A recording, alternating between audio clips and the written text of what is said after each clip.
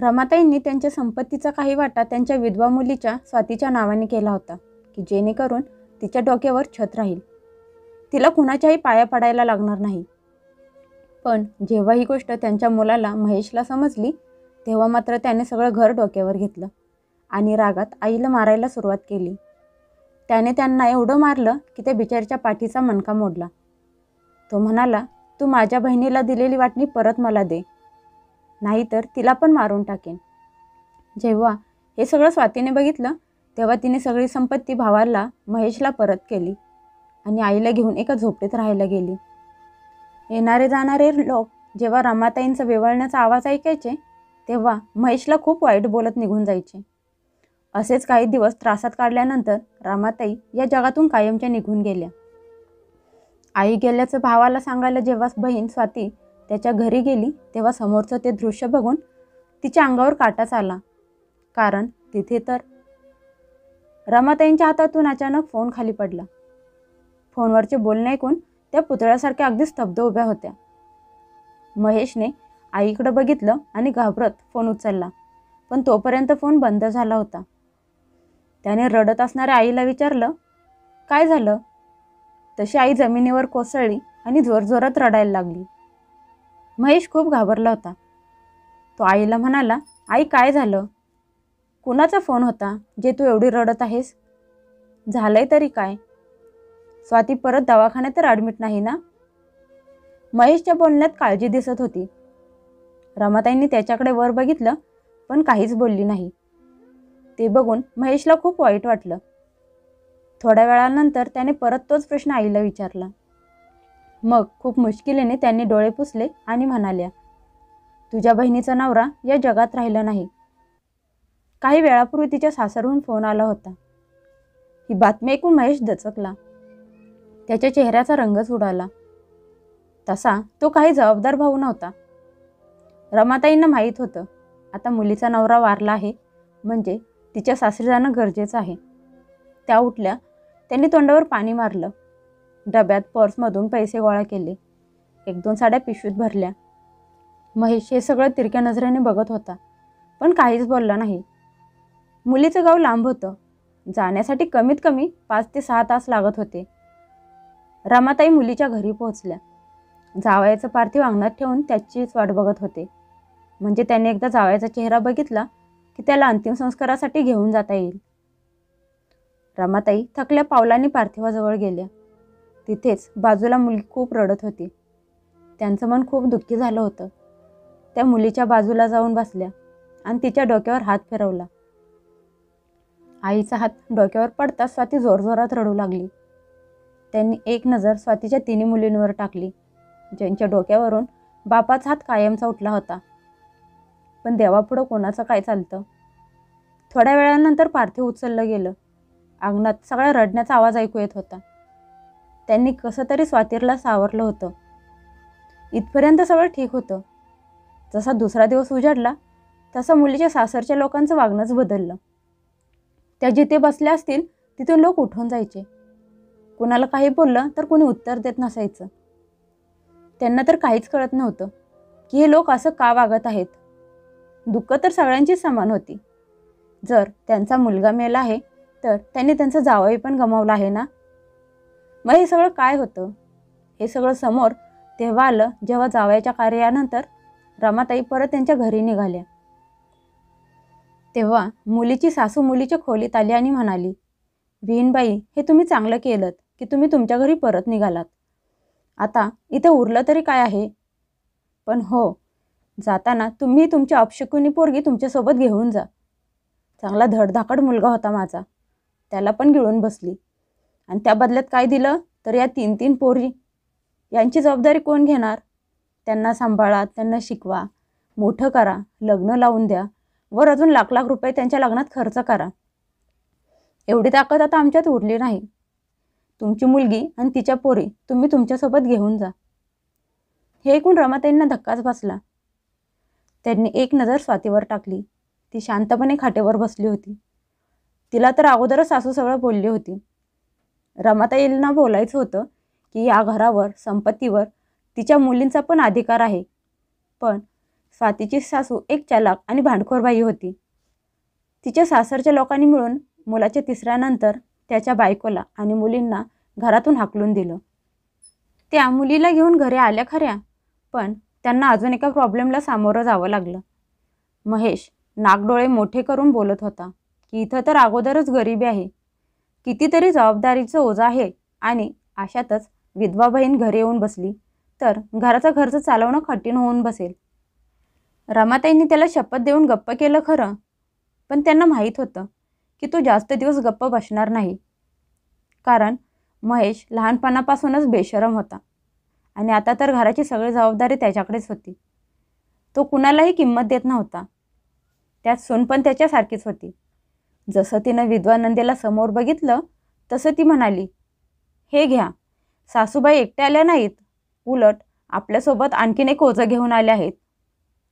इथे आपल्याला धड जेवायला मिळत नाही आणि आता तर यांची 4 तोंड पण त्यात वाढली आहेत. माझा नवरा काही श्रीमंत आहे का की तुम्ही यांना सोबत घेऊन आला आहात? सून बडबड करत होती. रमाताई मुलीला घेऊन त्यांच्या खोलीत गेल्या. स्वातीला म्हणाल्या, तू भावाच्या आणि त्याच्या बायकोच्या बोलण्यावर लक्ष देऊ नकोस.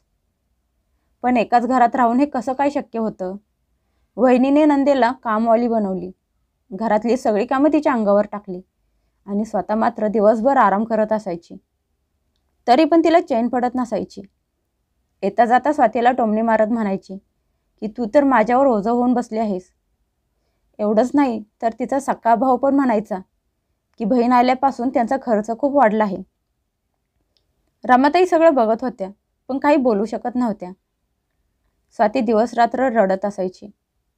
रमाताईंनी मुलीसाठी स्थळ बघायचा प्रयत्न केला, पण एकतर गरिबी आणि 3-3 मुलींसोबत असताना कोणीही लग्नासाठी तयार होत नव्हतं.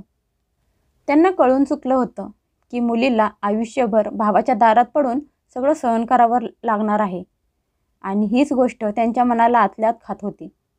पण काहीच उत्तर मिळत नव्हतं.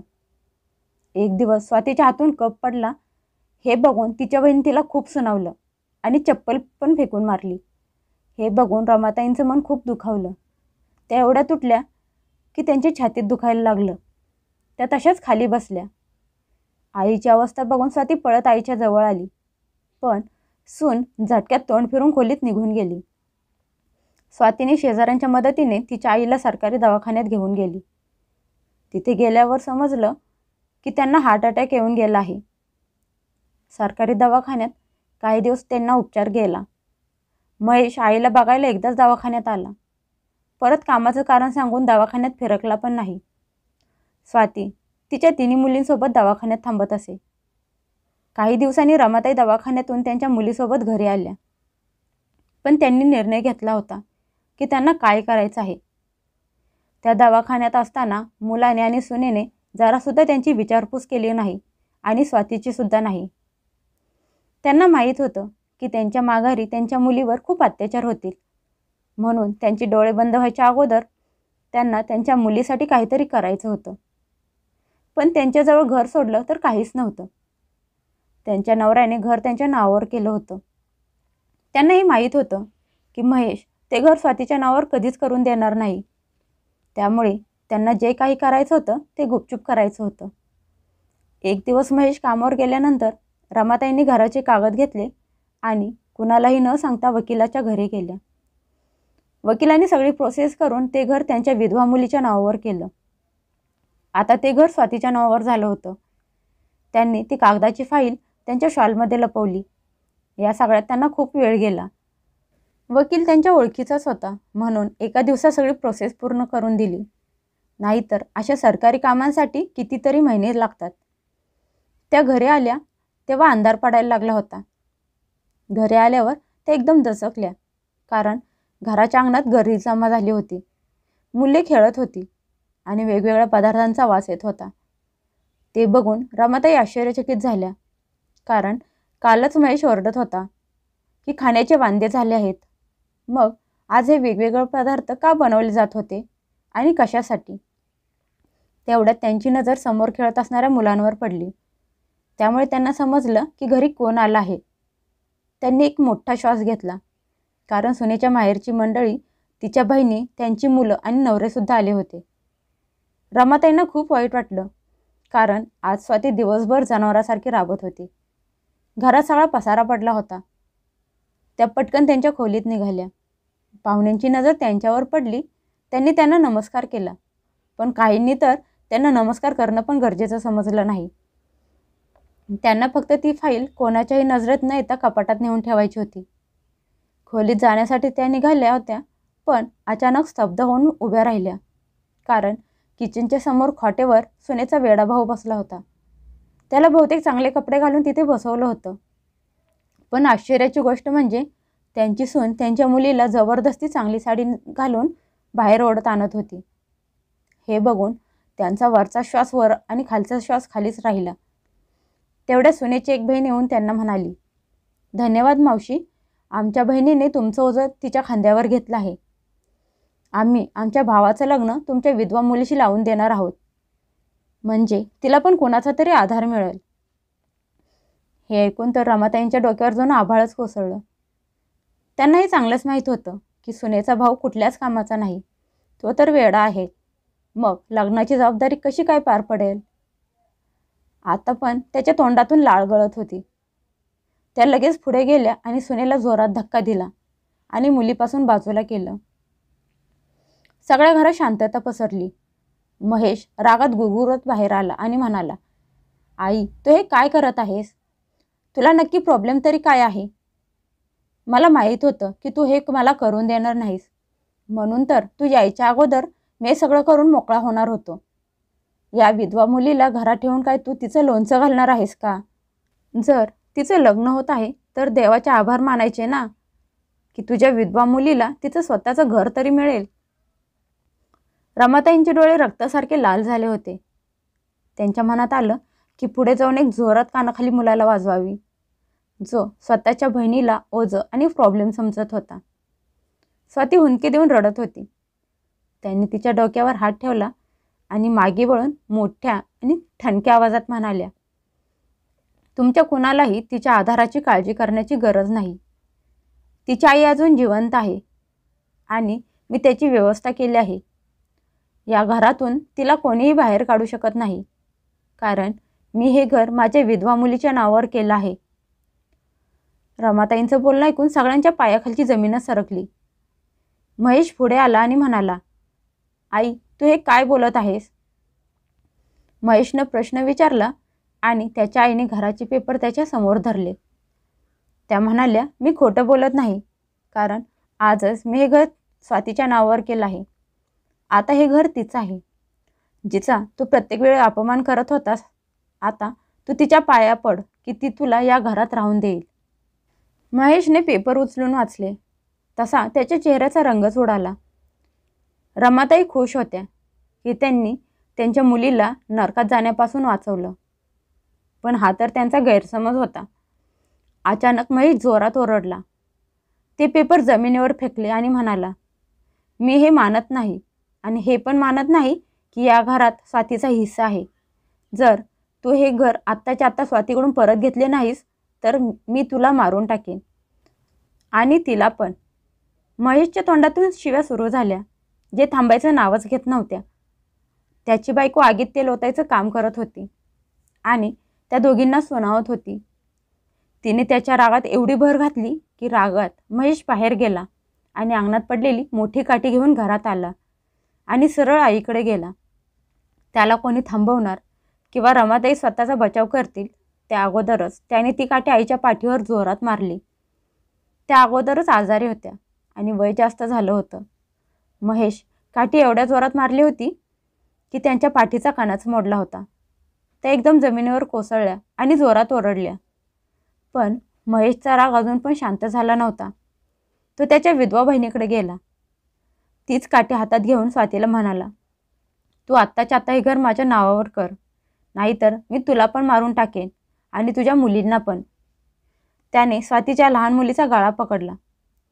हे बघून स्वातीने पेपर भावाच्या समोर पकडले आणि म्हणाली, कुठे सही करायची आहे ते सांग, मी करीन, पण माझ्या मुलीला सोड. महेशने काठी फेकली आणि पळत घरातून बाहेर गेला. थोड्या वेळानंतर वकिलाला घेऊन घरी परत आला. स्वातीने तिच्या आईला खाटेवर झोपवलं, पण जरा जरी हल्ल्या तरी जोरात ओरडत होत्या. त्या खूप तळमळत होत्या. पण महेशने त्या दोघी मायालेकींचा जीव तेव्हाच सोडला जेव्हा त्यांची सगळी प्रॉपर्टी त्याच्या नावावर करून घेतली. त्यांच्या सुनेने त्यांचा एवढा पण छळ केला की त्यांना घर सोडून कायमचं बाहेर जावं लागलं.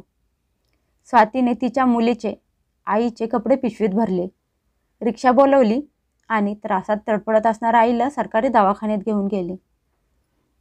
दवाखान्यात त्यांचं चेकअप झालं.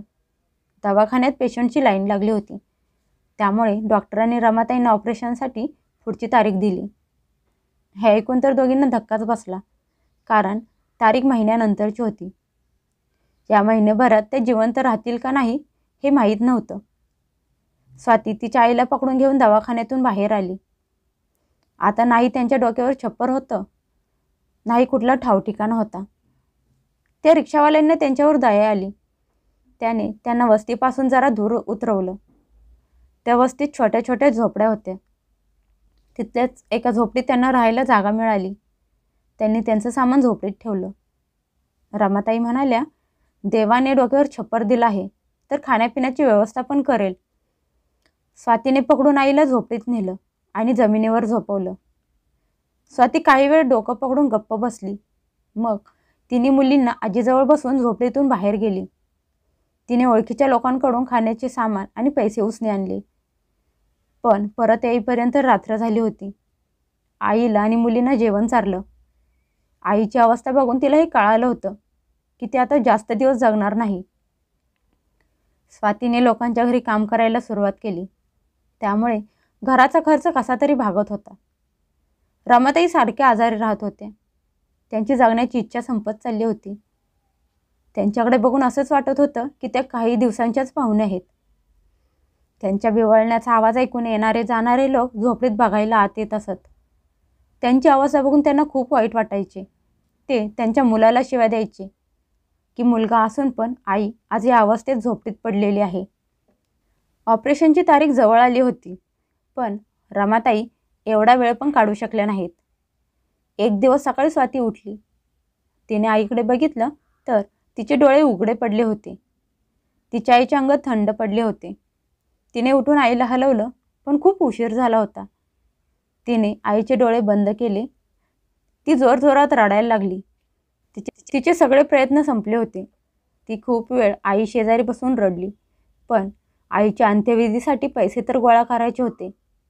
ती एक बाई होती. एकटी आईची अंत्यविधी करू शकत नव्हती, म्हणून नाईलाजाने भावाच्या घरी गेली. थोड्या वेळात ती महेशच्या दारात पोहोचली. तिला माहीत होतं की आत गेल्या गेल्या तिला हे ऐकायला लागणार आहे की पैसे मागायला आले आहे, पण तिचा नाईलाज होता. तिने हिम्मत करून दार वाजवलं. दार उघडेच होतं. ते आत आले. घरात खूप घाण पसरली होती. सगळीकडे घाण वास पसरला होता. भांडी अस्वच्छ पडलेली होती आणि आतून कोणीतरी विवळण्याचा आवाज येत होता. स्वाती इकडे तिकडे बघत भावाला शोधायला लागली. ती खोलीच्या जवळ गेली.